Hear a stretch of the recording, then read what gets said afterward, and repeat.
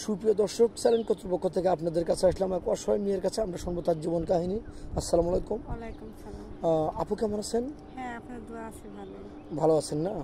আপনার নামটা কি আরেকবার জানতে পারি? আমার নাম সাথী। সাথে আপনার দেশের বাড়ি কোথায়? সিরাজগঞ্জ। সিরাজগঞ্জ। এর আগেও ভিডিও করেছেন। তো যাই হোক, আপনি ছোটবেলা থেকে আপনি টাগল করে বড় হয়েছেন অনেক কষ্ট করে। হ্যাঁ, অনেক আপনার কষ্ট বাবা করে মারা গেছে বড় কতদিন যাবত? হয়েছি। আমার বাবা মারা গেছে 6 মাস। মাত্র 6 মাস আগে? হ্যাঁ, 6 মাস বাবার আগে। কথা মনে পড়ে না? হ্যাঁ, মনে পড়লে এখন কি করব? আর আপনার আম্মু মারা গেছে কতদিন ধরে? আম্মু মারা গেছে 1 বছর। 6 মাস আর 1 বছরে মাত্র এই 1 বছরের ভিতরে বাপ মা সবই হ্যাঁ, হারাইছেন। সবকিছু তো হারাইছি। একদম নিঃস্ব আপনি না? হ্যাঁ, নিশ্চয়ই। এর তাহলে সাথে আরো আছে আমার কাহিনী। আমার ভাই বোনটাও মারা গেছে। ভাই বোনটাও মারা গেছে। এখন আমার ভাই বিয়ে করছে। আমার ভাই বিয়ে করছে। সেই ভাবি বেশি আমাদের খুব একটা ভালো না। ভালো না। সে এখন আপনি আছেন হচ্ছে আপনার মামার কাছে। হ্যাঁ, আমার মামার কাছে মানুষ হচ্ছেন, এই তো। জি। এখন আপনাকে কি মামা ঠিক মতো দেখাশোনা করে নাকি খুব খারাপ আচরণ মামা করে? একটু ভালো জানে, কারণ সে তার যেই হোক ভাগ্নি তো আমি, কিন্তু মামি ততটা ভালো জানে না। সে খাইতে খোটা দেয়, বইতে খোটা দেয়। সে বলে যে তুই কাজ করে খা, কি কিছু করে খা। ও মানে বড় হচ্ছে না, দেখতে হ্যাঁ। পাচ্ছেন না, কারণ বিয়ে দিতে তো টাকা পয়সা লাগে। আচ্ছা, আপনার ওদেরকে কেউ যৌতুক ছাড়া কেউ বিয়ে করতে চায় না? এখন যৌতুক ছাড়া কে বিয়ে করতে চায় বলেন? ও, তাহলে তো খুবই কষ্ট চলাফেরা। যৌতুক ছাড়া কেউ বিয়ে করতে চায় না, না? জি না।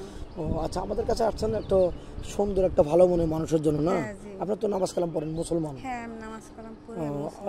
একটা সংসারে যা কি রান্না বাড়া বা শ্বশুর শাশুড়ির খেদমত করতে পারবেন? হ্যাঁ, আমি চাই যে আমি যদি আমার মনের মতো কেউ স্বামী পায়, তার বাবা মাকে আমি খেদমত করতে চাই, ভালো জানতে চাই, ভালোবাসতে চাই। তার বাবা মা, সে আমার বাবা মাই ভাববো, কারণ আমার তো বাবা মা নাই।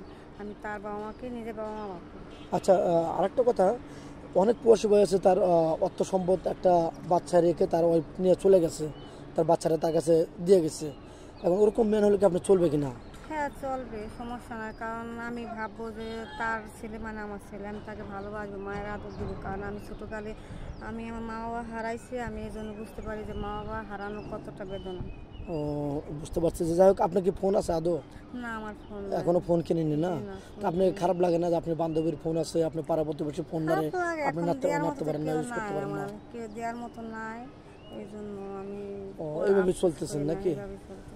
তো যাই হোক, বেশি লং করবো না ভিডিওটা। মেয়েটার কোনো ফোন নেই, আমাদের নাম্বার দেওয়া থাকবে, কেউ ভিডিও কল দেবেন না। ভিডিও কল দিলে ব্লক করতে বাধ্য হবো। ভালো থাকবেন, সুস্থ থাকবেন।